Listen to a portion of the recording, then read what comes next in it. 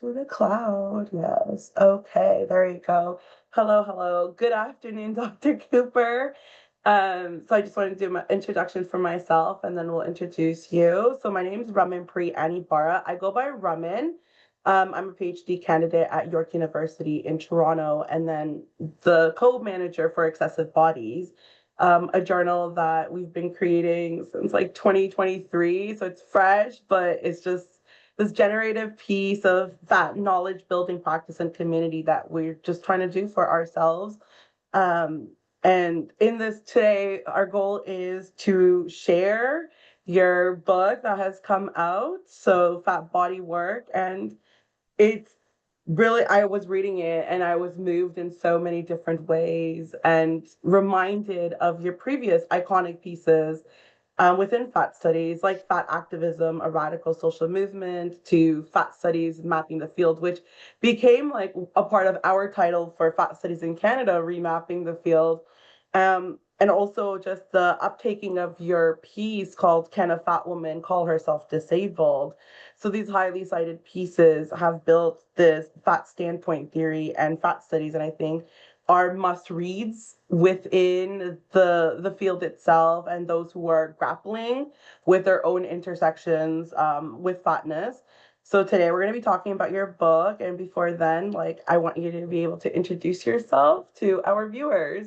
Okay, well, I feel very tearful about that introduction. What an incredible introduction. I'm so humbled and grateful and proud. Um, yeah, I work often in isolation.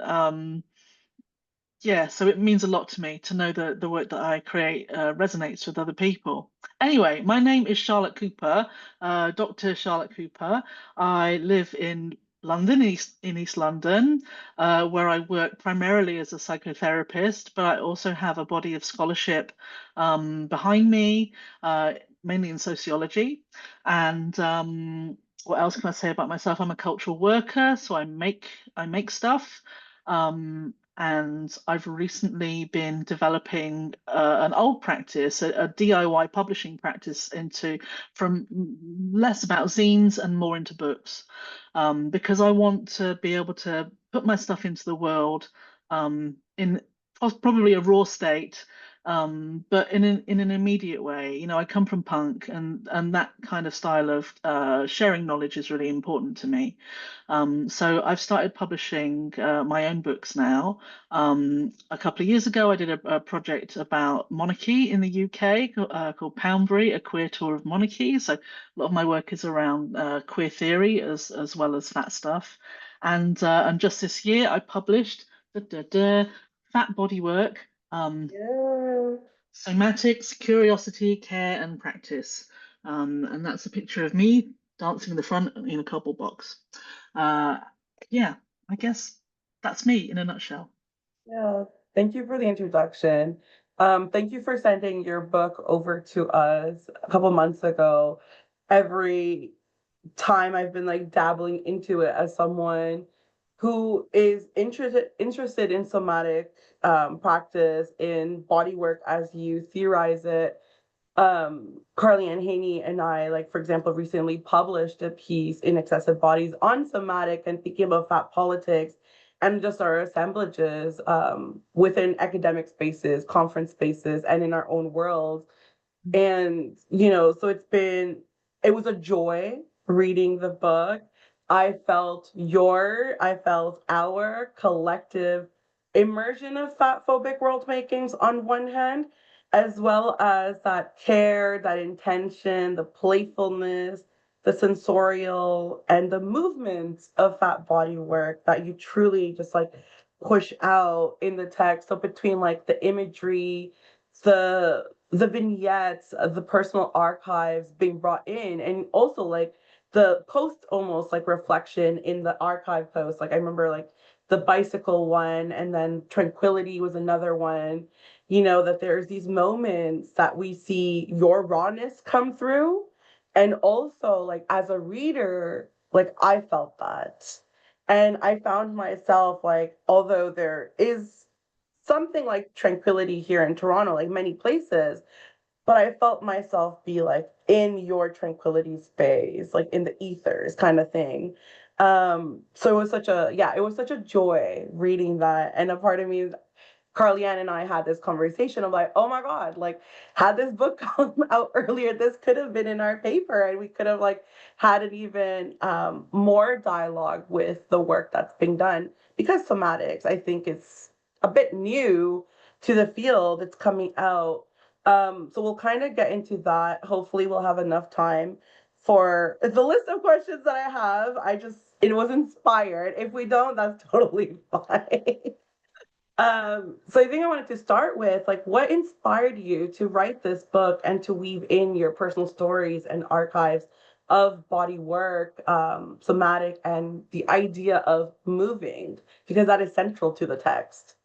Yes, Yes. I think it started with the work that my partner Kay Hyatt and I did on Swagger, which was a dance sort of a dance live art production by Project O, who are Jamila Johnson Small and Alexandrina Hemsley. We worked on this project from about 2014 till 2016. It was just absolutely thrilling and eye-opening. I had wanted to be part of the dance world for such a long time, probably since the 80s. I went to see Lee Bowery perform with the Michael Clark group in the 80s. And, it was just so thrilling and exciting to think that a body like mine could be part, not just of a dance world, but of an avant-garde dance world. That was what moved me. But I never thought it was possible. But I always kept my eyes open, and kept looking for opportunities, but I didn't feel empowered to do that myself. Anyway, the opportunity did come up, and so we worked on a show called Swagger, which was just such a profound, exciting experience. And when that project came to an end, um, Kate and I worked together in a dance studio. Um, well, we called it sort of arsing around, really. I mean, we didn't really have a name for it, but we also knew that what we were doing was important. So we were experimenting, we were playing, we were looking for a sort of, at the time, a methodology of moving, of fat Mm, liberation movement. And I had very kind of grandiose ideas about it. Oh, we could create a methodology and call it after ourselves, and how great that would be. Well, that never happened. Um, and it was also about looking at virtuosity and being um, less inspired by that. That's some of the work that we'd learned from the process of developing Swagger. Yeah, trying to be fat, to move, to create movement scores, to experience ourselves as moving, embodied beings. Sometimes we would rehearse performances because I have a performance vehicle called Homosexual Death Drive, and sometimes we'd use the space for that. mm, But anyway, it lasted a few years, this studio time. And during the Swagger and the studio time, I was keeping notes, I was keeping reflective journals, and I just thought this is electric, this is good stuff. And at some point I'm going to publish this. So that point came, but I also realized that there was a kind of there were two other stories. One was about COVID and the ways in which that destroyed that practice and mhm, transformed it into something else. And the other sort of meta story was about amnesia. So I had tended to assume that before Swagger, I was not somebody with a movement practice. I would never consider using those terms to describe a practice. I mean, that is really fancy stuff. So mhm, that didn't occur to me that was what I was doing. And I felt ultimately through the process of writing, because I'm the sort of writer that discovers things as writing happens. Through the process of writing, I realized, oh my Lord, I've been completely gaslit by fat phobia, as and no shade on any couch potatoes in the hood, but I'm not one. And I felt that I had been told a story about myself that I had internalized, that wasn't true. And when I started looking more at the archival stuff, to think of myself as a kid, to think about my story through movement and the different kinds of movement and being mm, embodied, it's always been there. It's always been a big part of me. So it's yeah. So the book is about Swagger, but it's also about the lockdowns. It's about changing practice. It's about me, being old. Also, yeah, the stuff about reconnecting with my moving self and thinking about, well, what the purpose is of movement. And yet it goes through care and sort of everyday, very sort of prosaic practice too. So basically the idea was, this is interesting stuff. I'm sure other people are going to find it interesting. I can't explain it to people in a short sentence. I'm going to have to write a book about it. I'm learning how to publish books, so Yeah. I'm going to do this. And it's not going to be a bestseller, and it's not going to light up it's not going to win prizes, but it's important to me that this information, this story, this stuff is out there that perhaps other people can build on, make their own, transform, that there might be dialogue to be had around my own experiences. And one more thing as well. I mean, during my sort of PhD years, which is, more than 10 years ago now, and the times in which I was intensively researching fat and going to the archive and all that kind of stuff, I found very little embodied material. And, it felt to me that this is a very rare story. And even now, we were talking earlier, fat somatics is new. Um, there's so much to be said about it, so much to be developed and learnt and enjoyed, and yeah, to learn from it. I think, yeah, I sort of wanted to contribute to that, and not to make something that's all about, being ever so clever and thinking in intellectual worlds. I wanted something that was fully embodied and really felt to emotionally present as well. Yeah, that's a Yes. long answer to your question. Yeah, no, like that embodied aspect, like I felt it. Like there was moments where I felt your disembodiment, and that like the disembodied experiences that I think under neoliberalism, everything that we see shifting in the world right now, like we feel quite often, whether it is that mind body dualism, whether it is that disconnect that we're told to like kind of like be rational, even, when folks are talking to us about our body, there's always this like little underlining of the dualisms that we've come to live with. And so seeing your moments of like, this is what the fat world, like, or the chapter, what thin people say, like, this is what I've been told, I've ingrained. And I think a lot of the times I have questions and conversations with folks when they come up and they see like myself, as a mid-fat, like getting fatter person, and then my mom who I caregiver for as a super fat person. There's always these conversations like, do you not move enough? Like, are you always just like doing this? And they're done in such like patronizing ways. It's like, no, like that, like we are there. Your notion of fat bodies moving is possibly limited, but like we're able to do these things, dance, like the ways in which like dance comes, this, in your words, like a protest and a resistance to then these fat phobic ideologies, these discourses that are associated with our body. And then, that often like it is that moment of like finding ourselves shifting from that disembodied to that most embodied, I think, now more than ever, where we are making sense of ourselves, or our bodies itself as a medium, and then with somatics, I think that's where I see, even with your terminology of body work, this idea of like, how could we turn it into the service of fat liberation? How could we,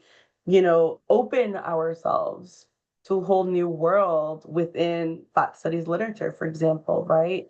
How do we see it developing even further? So I think as a follow up, maybe it'd be helpful for folks to kind of like get a definition, or how you envision then that body work. Like, how do you define the parameters of body work? Because that is a term that you pick up and you build in throughout the text. And you've mentioned that that is itself a very, body work is an anti-oppression decolonial framework in service of fat liberation. So yeah, can you share in terms of like, how do you define body work or fat body work? Yeah, I mean, I think it can mean anything you do with your body. And it doesn't actually have to be even moving. It could be thinking about it. It could be a sensation or a feeling. Um, Yeah, I try to leave it as a very broad definition. Of course, it includes somatics, it includes dancing, it includes, stuff that we might call exercise. It includes all of that. But when I sort of list my sort of, regular practices. And when I think about what they are, they also include dreaming. They include this thing that I do sometimes as a sort of like, I'll hold a pose to kind of remind me of a feeling, which is a bit weird. Yeah, shaking, yeah, lying down, but also walking, swimming, still ride a bike. Yeah, so it's very broad and open. And yeah, you're right, it is in service. It's in service to understanding, to generating knowledge. I mean, I think as fat people, we don't have access to good quality knowledge a lot of the time. And knowledge that comes from our bodies, I think we can trust that actually, or at least for me, that's been a process. I can trust this. I might doubt myself. I mean, heaven knows I do. I go swimming most Wednesdays, almost every Wednesday, and every time I think, oh, can I do this? Honestly, I'm a 56-year-old dyke. I have been swimming most of my life. I can swim, but there's still this kind of voice of doubt. So it's about being able to trust myself, being able to trust the stories that come from my body, and to do that in uh, communion with other people, and not to be kind of anti-expert about it either, but to know that there is knowledge in my body, and if I look and pay attention to it and reflect on it, then that is incredibly fruitful. Um, yeah, so what body work means? It means all of the above, I think. And it's an expanding, like queer, it's an expanding project, an expanding concept. Make it your own, I think. But for me, it entails all of those things. The weird edges, usually, for Yeah. me. Yeah, yeah, and of course it's political. Um, yeah, sensory, creative expression. It's all in there. Mm-hmm. And there was a comment that you kind of made at one point, like how could people integrate body work into the work that they do, whether as practitioners, whether as scholars, activists, the ways in which it could open us up then. I think there is this form of almost also disciplinary resistance to these ideas as well. There's openness, but there's also disciplinary, there you go, resistance. Have you encountered any of that resistance when introducing like body work and somatics into like fat studies, dance, or performance studies? Yes, I think people are frightened. They're frightened of moving and frightened of their own bodies too. So, and there's a great sense that you can only move if you're quote, really good at it, whatever that means. Mhm. Um, and, I have also had and continue to wrestle with this stuff. Certainly working on Swagger was an enduring encounter with the sense that I wasn't good enough. And, luckily we were incredibly encouraged by Jamila and Alex to claim our space and to yeah, to enjoy that process.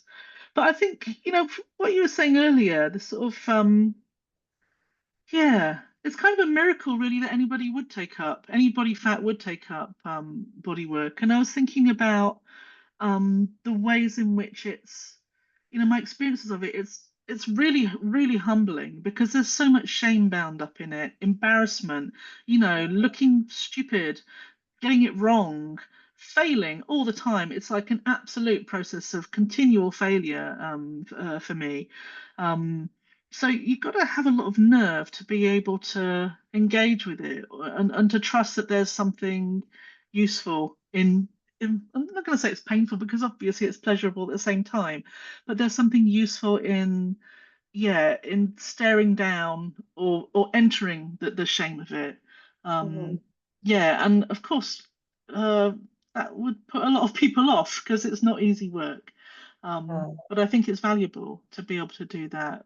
I think, fat people are so governed by shame.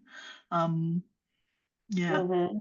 So Yeah. embodied work is a way of engaging with it, hopefully safely. Yeah. No, I was as I was reading that portion on shame, um, and then also in terms of the ways in which that has, like, in many ways, as a feeling, as an affect, controlled us. It's like it has changed the ways in which we interact with not only people, but ourselves, the world, the land. So when I was thinking about this moment of whether it was you, there's this story where you shared, like, of the studio space, like going up the staircase, or the inspirational trope that was fed to you, in terms of, like, oh well, if this disabled person was able to, like, crawl up to do the to get the studio, like, so can you. So we're always wrestling with the trope of, like, that inspirational trope, the good fatty, the bad fatty, and, like, Carly Ann and I talk about, like, good dancer, bad dancer, the good academic, bad academics. We're always grappling with the sentiments. And then this idea, this notion of shame and belonging and being good enough. Um, yeah, any thoughts on that in terms Well, of tropes? yeah, yeah, very much so. I mean, I think for me, at the heart of it, there's this terror of being seen as weak. And again, sort of enter that, to be failed, to be weak. Disability activism shows us how powerful this is. And, also the queer theory, queer theorist, working queer theory around failure as well is incredibly useful. But yeah, going up the stairs, having to take a break up the stairs to that studio space and being told about the artist who crawled up, and who of course is nowhere to be seen in the everyday. It has to be framed as this kind of special, inspirational even moment. Yeah, I don't know. Let me think about it. Yeah, the shame, the good fatty and the bad fat. I mean, they're stereotypes, really. You come across it all the time, and the spectrum of virtuosity is extremely strong if you're moving, if you're trying to do something or find something. But again, punk shows us that the bad ones, or the weak ones, or the failed ones, that's where the good stuff is. That's where the exciting, interesting stuff is. Mhm. I'm not proposing that we all, set out to fail, because obviously we want to, do something or make something, and it touch or resonate, or have some kind of life of itself. But yeah, there's something about being brave enough to look at the things that maybe don't go as planned, or maybe reveal something uncomfortable, or yeah, show you a truth about yourself. Um, yeah, I find that really exciting. And Yeah. yeah, just last week actually, I'm starting working on a project with Holly Revel, who's a photographer here in London, whose work I like very much. And we did a photo shoot together in the studio, and part of that was me moving around, because they're interested in photographing movement. So me Mm, moving around, and I was really sweaty, I was really red-faced. I said, Holly, this is not going to be, high kicks, or leaping around. It's going to be me plodding around. And they were like, oh no, that's fine. Yeah, and it was beautiful. The work that we created together, which I'll share at some point, was really, really amazing, and there'll be more of it, I expect. And that mhm. specifically seemed to be like yeah, a space of encouragement to fail, to get it wrong, Yeah. yeah, to create something unexpected. And of course, saying failure wrong. There is no such thing. It's also about developing ideas or creating something that you haven't seen before. Mhm. Yeah, I'm fascinated by that. Yeah, that sounds really interesting. So as you're talking about that, even this idea of, like, moving, being sweaty, and then you sharing this with Holly and be like, this is not what it's gonna look like. I was thinking about, like, the aesthetics that we're usually sold, right? Like Mm, the aesthetics of dance, the aesthetic of movement, like, as femme bodies, or fat bodies, the way you have to just be a certain way, mm, like, you can't sweat, you can't do this. So, yeah, even I think, like, is that then a moment of putting up, I guess, a form of barrier is the right, I don't know if the barrier is the right word, but almost like protecting yourself, like, hey, just as a FYI, like you may not think that my movement is gonna be that high kicks, that very like ballerina pretty as, or even the legitimate form of dance that you may know, right? That my movement may just be something more spontaneous, more, you know, Yes. welcoming, Well, encouraging in that way. yeah, well, the illegitimacy. I mean, that always reveals so much about what's been perceived as legitimate. Yeah, and it undoes that as well. So I really like, I mean, illegitimate is a really good way of putting it. I really like that. I think what I did in the studio with Holly last week was, yeah, certainly illegitimate in every way and was encouraged as well. I mean, that was the beauty of it. It's like, yeah, come on, let's see this, let's see this illegitimacy and see what happens. And, we made some really powerful images, I think. Well, I'm excited when you do share that to see Okay. those. In the text, you mentioned that you were dancing for hours and it opened up unexpected channels for you. Can you speak a bit on these experiences and how they transformed your relationship with your body, and your scholarly voice? Oh, that's a big question. I mean, what was that like?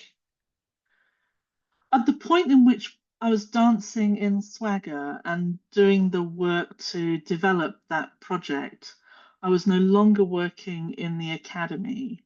So I felt, I'm not sure that it influenced that. I mean, it's influencing it now for sure, but at the time, that wasn't something that was present for me, because I was building my psychotherapy practice at that time. But dancing for hours, I mean, for a lot of my younger life, I would dance for hours. I'd go to clubs. I worked as a go-go dancer. I would be, dancing all night. I'm not a massive drinker or a drug taker, so it wasn't chemically enhanced. It was just moving and sweating and moving with other people and, moving in, dive bars and, disreputable places, queer spaces where the sweat Mhm. would drip down the walls. That was what I was aiming for.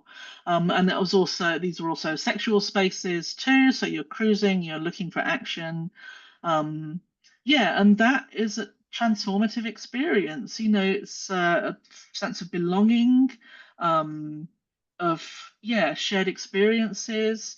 When I see people now that I knew back then, we have a bond. It's powerful and important. But the movement in the studio, I think it's this gaslighting, always a surprise that I can do this. Oh, what a surprise, I can do this. I have it all the Yeah. time. Last week with the shoot with Holly. Oh, I've been posing now for like a couple of hours. I can do this. I still feel pretty limber. I don't feel broken. Oh, Mhm. how can that be? I'm supposed to be dead at this point. I mean, Yeah. it really is hard for me to connect with that sense of myself as a competent mover, as somebody with experience. I mean, I can hear my voice getting higher and higher because I'm surprised. I'm surprised by it. It's like, why? And then the central question is, why is that a surprise? That shouldn't be a surprise. I've lived in my body all my life. I should know it by now. Why? Where has this disconnect come from? It's not like I Mhm. haven't been moving, that I've been, sitting in a box and, been completely disembodied all this time. How come I'm disconnected? What is happening to me? What forces, oppressive forces, have been enacted upon me? So I think those are the things that sort of tended to come out in terms of learning. Plus, I love sensation as well. So, moving and feeling, pressing, and sometimes I'd see those of whatever, or time lapses or things that we move. It's exciting to see yourself move. It's lovely, in fact. And moving. I mean, I love dance. I love watching people dance. To see, yeah, the sensory part of that, the feeling of it, the visual, all of it, the smells of it as well. All of it is just Mhm. beautiful to me. It gives me life. Yeah. Well, that sounds so wonderful. And I think in many ways, this is a good segue to my next question. Like, I was thinking, I was like, what are, again, because I saw pockets of you and also pockets of myself, my community come alive through your text, right? So you write, particularly, there's this moment where you're like, I want to dance like I write, and then you move towards describing fat activist choreography. as someone who comes from like the South Asian, Punjabi community, folk dance, folk music, folk singers, that is an art form that is kind of like has been shifted, is finally like coming back again, I think, because of that intergenerational interest. But the idea of it as a form of commentary on the social oppression that we come to experience, the ways in which, whether it's racist, fat phobic, settler colonial projects that are shaping our social world, that they become imprinted onto us. So in these dance circles or like the folk version of Punjabi rap, it's these old biddies, as I call it, like they're just there and they're rapping in their own way. It's not, again, it's not rap like hip hop culture, but is a form that all the words coming out of their mouth is a form of embodied knowledge. And in that, whether it's through the language practice, through their singing, through the sounds they make, the footwork, that dance then in your words is a protest and it is a resistance. So I was thinking, especially when I saw your prompt of I want to dance like I write, how does then dance, how does the sensorial aspects of moving or just movement in general for you become a mode of experiment, embodied knowledge, communication? Because I think that's a whole other thing. Like, nonverbal communication, but through sound, our movement, like that in itself, our breathing, as we like try to also, I think, connect ourselves to our breathing, but at the same time, they're like, we do end up checking ourselves, like, am I breathing too loud? Like, am I like hopping in a certain way? As well as then authorship and resistance for you. So how does dance become a mode of experiment, embodied knowledge, communication, authorship, and resistance for you? Wow, wow, wow, wow. First of all, the dance that you're describing sounds electrifying, gorgeous, really lucky you to have to be part of that, to have that as part of your world. Sounds really, really fabulous. Um, how so how do I develop the knowledge through moving? What's the essence of the question? Think so. To me, at least, it was interesting just to see, like, I want to dance like I write. Like that was a statement you made, and Yeah. a part of me Okay, I then is can interject with that then. like, Yeah. So, yeah, oh, sorry. Yeah. no, no, no. Well, I was I gonna say like that could be a prompt for you in terms of like writing is an experiment for many of us. Art practices, like even in your book, like having the imagery there, I think was a form of experiment for you. So, in what ways is body work, dance, writing a mode of experiment for that push towards embodied knowledge? Yeah. So, well, I write fearlessly, freely, um, in whatever ways I choose, in notebooks, all over the place, published in different sorts of ways, different modes, digital, paper, a zine, some writing that accompanies a drawing. It could be any kind of thing. I feel fully fluent in the way that I write and entitled to be able to write. Um, and really competent as a writer, super experienced, imaginative. I don't really compare myself to other writers. I think I'm a really good writer. When I'm writing, I think this is fantastic. I'm not one of those writers that thinks, oh no, what is anyone going to say? No, I'm fully confident and competent as a writer.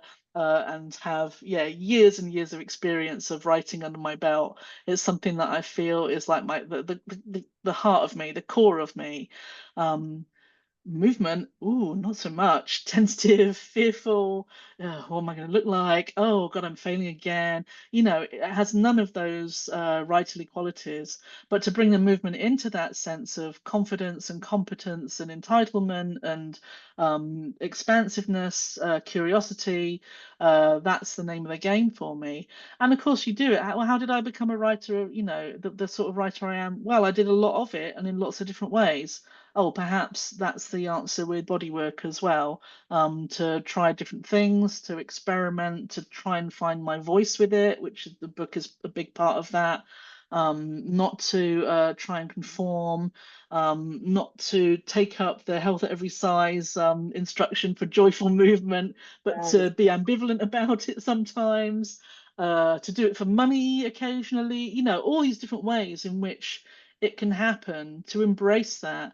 And yeah, to allow that different sort of knowledge and expression to come out, to for it to be a possibility, I suppose, something Mm-hmm. that is for me, that I can take up, that it's another tool, it's another means, yeah, that I can express myself through words, much better at writing them down than speaking them, in fact. Um, yeah, so maybe, and certainly Swagger was a massive push in this direction.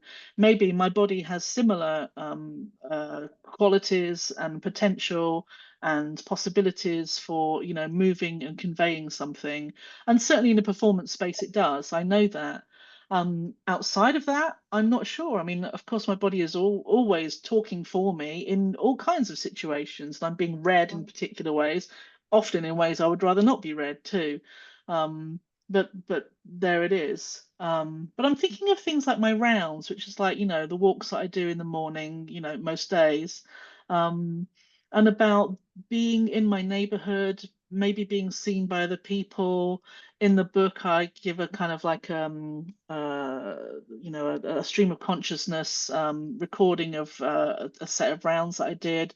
I saw my hairdresser, gave her a wave, went into a Mm-hmm. shop and bought some spuds, took a book back to the library, that kind of being part of my world, the neighborhood where I live, yeah, being seen maybe. I think that's also part of it too, especially now that the performance stuff, I mean, it's still happening, but not in the same kind of way as it was pre-COVID. Mm-hmm.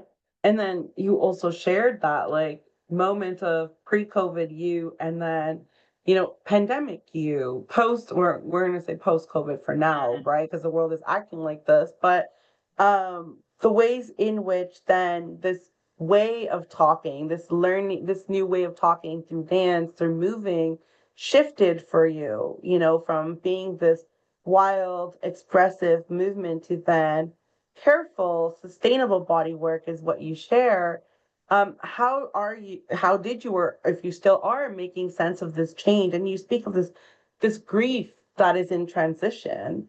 Um, because I think what happens is in the book as well, we see then this conversation on moving in private become moving in public, and then during pandemic become private again, and then the pockets where you are doing your rounds was that moment of being out and about doing this, right? Sharing that practice.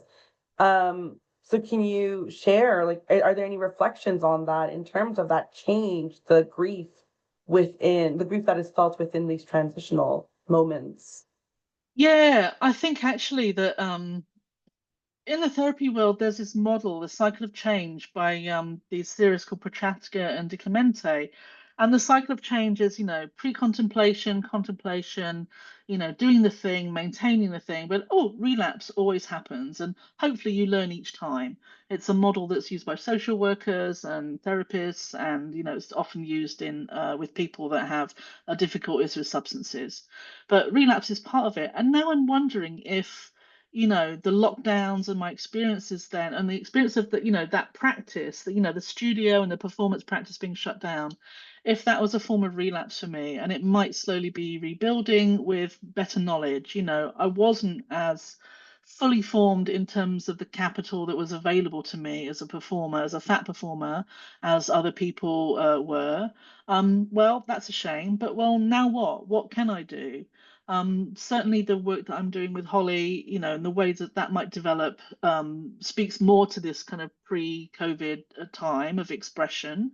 But I'm also interested, I've grown a lot since then. It's been 5 years since the first lockdown in the UK. Um, Mhm. yeah, it's about integrating. Well, grief is about rebuilding. So rebuilding, integrating the things that I learned, that first push might have been a false start, in which case, what now? And Mhm. I'm still sort of unpacking that. I'm not really sure. I think there Yeah. will be things. I don't know what shape they take. Yeah, I'm a bit of a career crossroads, so I'm curious about how that's going to develop too. But yeah, I can't see it going away. This is Mhm. stuff that I know now. and it can be integrated, and yeah, it's not going to be left behind. But yeah, I do wonder if the experience of that fracture during the lockdowns, and the kind of the becoming more private again, that I'm not the only person to have experienced that. So it's a broad Yeah. experience from the pandemic. Yeah, perhaps this is a period of rebuilding for me. Although, having said that, the world is falling apart. Will it hold? Who knows? Perhaps there'll be Hmm. other relapses or, fractures again. But I think I'm a lot less kind of, well, not less, but more realistic about what's possible for me Hmm. now, and the time and energy that I have to commit to this. Yeah. I think that's what it is. Like, if anything, your book was like this call for our, you know, the many possibilities and potentialities that are within our becomings, right? Like, that is, and it's okay, I think, at the same time to go through these shifts of like that wild expression, the wild expressive forms, and then also like tending to oneself and with care even more, making this sustainable practice for ourselves to keep that possibility alive, that hope, and I'm sure like many folks, like that was once again in the during like the pandemic, especially during the lockdowns, that notion of community and then embodiedness shifted as well, right? Hmm. Um, and I think there's a digital community that came so much through now, and people were doing like an online forms of, moving, dancing, and we're continuing to see that. So I think there's always like as I was reading your book, I was also envisioning like whether it's Swagga, whether it's your studio time, becoming then like this virtual thing where all of us could experience together. Like that was something that I was thinking about as well. Like, like I wonder if Dr. Cooper would ever do something like that as a a way of coming home to fatness, somatic, as what Carly Ann talks about, coming home to ourselves. Wow, that's an idea. That's a very nice idea. There is an event coming up in a few weeks where I will be doing a small kind of movement practice as part of the reading, which is the Fat Joy book club. Um, Mhm. but yeah, I don't know. Yeah, it's possible. I mean, I did participate in a series of workshops with Gilly Kleiman in November 2020, which was all virtual at that Mhm. point. And yeah, we were moving there, and we were moving in groups. Yeah, it's possible. It's possible. It's all possible. I mean, I feel like I have tools now. Ooh, what do I do with them? Kind of thing. But it doesn't have to Oh, be just me. This it's also an invitation. What hmm, what hmm. do people want to make? Yeah, yes, yes, yes, an invitation. Um, that is such a good way of putting it, 'cause I think it's an invitation, bodywork's an invitation to ourselves first, right? And then Mhm. as we share these experiences, it is that invitation, that calling, like, come on in, join Mm. me, Yeah, yeah. And I see that. Um, I know for time it is 10:52 for me, so Hmm. we're gonna run out of time, and I'm like, oh, let's see. Hmm. I think something that's important to EB is kind of talking about publishing. As a journal, there we're an anti-capitalist, feminist publishing, we have a anti-capitalist feminist publishing practice, and so much of it is this intention of bringing care, mentorship into this thought liberation project of what we call excessive bodies. So I wanted to ask a few questions. I'm going to try to limit myself to one in regarding publishing, thought studies, dance and performance studies, because I think the book does a good mix of these worlds. It demonstrates that, it brings us to light. We've kind of talked about this idea of legitimate knowledge. So something that I was thinking about, and I'm going to ask this, is like, how has the broader publishing world responded to your integration of somatics, fatness, and movement? Are there tensions or breakthroughs that you'd like to share? Oh my Lord. Okay. Well, tumbleweed maybe. I mean, nothing, the book is a tiny project by me, a tiny publishing house. It has made zero ripples or dents or anything within the mainstream. And that's, how do I feel about that? I feel okay about that because what I'm looking for in making stuff is to have conversations with people. And if it gets really big, I can't really do that. It becomes something else. So, yeah, I'm kind of okay with that. Legitimacy, though, is, yeah, there is a tension around that for me, because I'm not necessarily looking for legitimacy or respectability, but some sort of recognition would be nice. Yeah, When I don't know. sorry It's sorry to difficult. interrupt. When I think about legitimacy, I'm thinking more so I'm asking about like the legitimacy of like fat knowledge, for example, right? Ah, Because like in when we talk about like being fat scholars, fat activists, and like particularly in the publishing world, it becomes those moments of just like why? Like, is it another space? Like Kat Pause used to talk about this, like the Twitter fingers being like, oh, just like another fat person crying about, you know and like they would make it would be very harmful comments. So there is that contention of like what we do, is it legitimate academic knowledge or knowledge at all? So I think that's where more so of the thank legitimacy you. question is. Lovely. Yes. Okay, so what's always in the back of my mind when I'm writing about fat or about anything that's meaningful to me is a sense that I might well be a clown here, and the stuff that I'm doing might well be completely absurd, but that doesn't mean I don't do it. A lot of the artistic work that moves me comes from the live art world, and a lot of that is just bananas. It makes no sense at all, but somehow it has some resonance. It's meaningful, it's beautiful, it's ridiculous. So I'm prepared to be absurd. I'm prepared to be the clown here. I'm prepared just about to be on the wrong side, although I don't know if I am. I think, my heart's in the right place. That's always part of it. What I'm doing might be completely wrong, but that doesn't mean I don't do it anyway and see what happens. And usually a lot of right comes out of it. And it gives me a reason to live and to be and to exist, and that touches other people too, and that makes it worthwhile and makes me think, well, perhaps I'm not the idiot that I think I am. That there's something more important here. There's something good and right. But yeah, it's a tension. This might be wrong. I might be the clown. It might be completely wrong. That lot might be right. Perhaps calories in, calories out is the truth and the way and the light. I don't think it is, for my lived experience and work and community says otherwise. But it could be that that's where I'm going wrong here. Nevertheless, I've made a book. I like it. It was pleasurable to write, and it moves other people, and it helped me settle some questions in myself. That's a worthwhile experience. I was talking to Lois Keedon the other day, who set up the Live Art Development Agency, and we were talking about publishing. And one of the things that she was doing with the publishing arm of that organization was to make books that might not have an audience now and might be out of time, might be in the wrong place at the wrong time, but it's still important that they're made.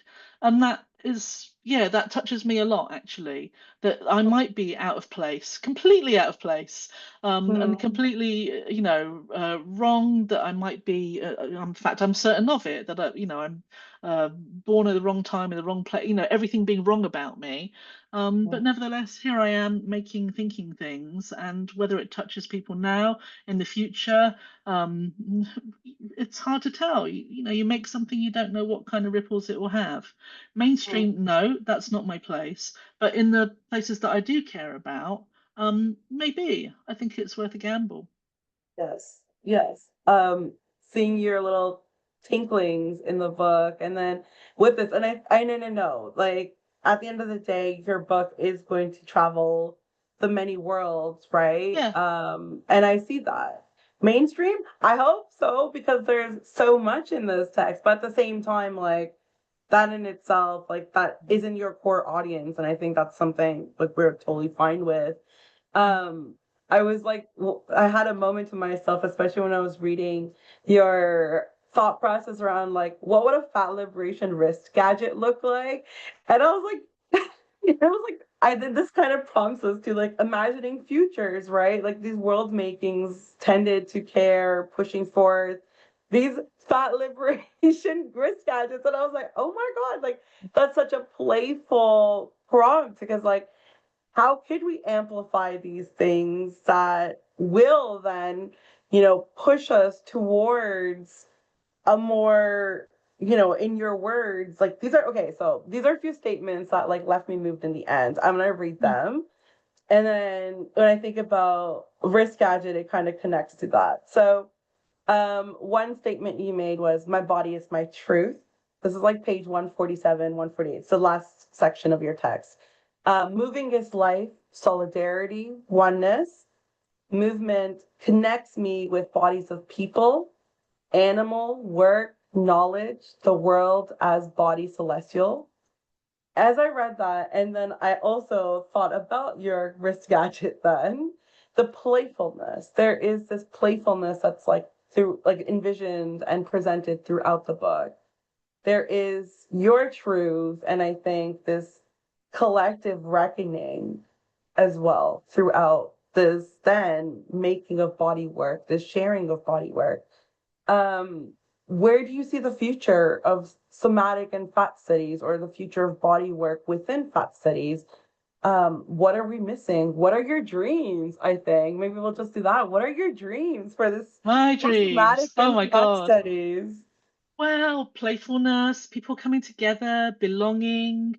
I think about the things that are sacred to me, and they are about belonging. They are about intergenerational transmission of knowledge, owning our own knowledge, owning our lives, autonomy, all the stuff around agency, collectivity, learning from each other, the beauty of that, the times that I've been in those spaces, whether they're in person or virtual or whatever, that we have somehow we find each other. Our bodies of knowledge are so weird. Most people have no clue about them. It's really hard to translate it. I've been in so many situations where, it'll come out that I've written a book. Oh, what's it about? Oh my Lord. And now I'm going to have a conversation with you about this really, far out stuff that is really important to me. I mean, yeah, to make spaces where we can find each other and enjoy that. And yeah, that's where I think, yeah, change happens, reasons for living. I mean, unfortunately, fat liberation movement is not at a point at which it can make many ripples in, the bigger world. But for now, let's find each other, let's enjoy each other, let's stay alive, let's move together, let's go dancing, whatever that dance looks like. Let's play, let's, yeah, ask around, let's experiment and see what happens. Those are my dreams. And yeah, deeply held within the avant-garde, within potential and possibility around the edges. I mean, that's the stuff that makes me cry with delight. Yeah. And it was felt, right? It was felt throughout the text. I enjoyed it so much. I want to do one last question and then we'll conclude because I know we're over Okay. time. Yes. How would you advise fat scholars, emerging fat scholars, to incorporate body work and somatic practice into their theoretical or methodological frameworks? Oh, that's tricky because, there isn't much of a body of work to cite on that. I'd be thinking about generating your own data and using that perhaps. Um, yeah, it might be that you have to use, the thin world's information and translate it into something that is relevant and legible to fat people. Um, yeah, I reckon it's it's the bit in the middle of a Venn diagram. We've got some fact knowledge and we've got some embodied knowledge, so we find the bit in the middle where it overlaps, Mhm. and to use that for the moment. But I think the goal is to make the fat part of that knowledge base, to enrich it and to thicken it and to make that more viable as a body of work that can be circulated and used and yeah, that it's useful to people. But at the moment, I think it's a translation job. Yes. Yeah, thank you for that. Any final words before we close this wonderful Pleasure. interview? What pleasure. What absolute pleasure. Oh, wow, wow, wow, wow, wow. I mean, I'm floating on air. Um, yeah, thank you so much. Thank you so much for the work you're doing. It is Thank you. amazing, absolutely amazing. Thank you. Thank you so much for giving us that body work. Thank you for everything that you've published thus far. When I tell you, like Yeah. with my students, can I, in particular, I teach a disability course. So, can a fat woman call herself disabled is one of the texts. I've been very intentional in terms of bringing that intersectional knowledges, intersectional works into this teaching practice. So that is one piece that is always there. And I hope, as time goes on, that parts of fat body work, is integrated in pedagogical practices, um, in terms of like course development, whether publishing, anything like that. So I do, my dream for the text is just for it to go and put these pockets everywhere and anywhere and cultivate a world making rooted in that intentional care that you present in the book. So thank you so so much for the wonderful pieces that you've written and this book, Dr. Cooper. And thank you for your time for My being heart. here virtually with us. Ah, my heart, my heart. Yes.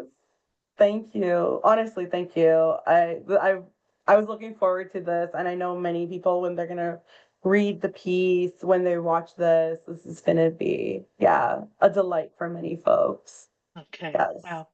Okay, I might have to go away and have a little cry now. Oh, we can join each other in a car. Well, thank you so much for your time, your energy, and for your knowledge that you've been sharing with me here and then the world. So thank you so much, Dr. Cooper. Deepest pleasure. Thank you. It's time for us to go Um, now. yes. Take care. Take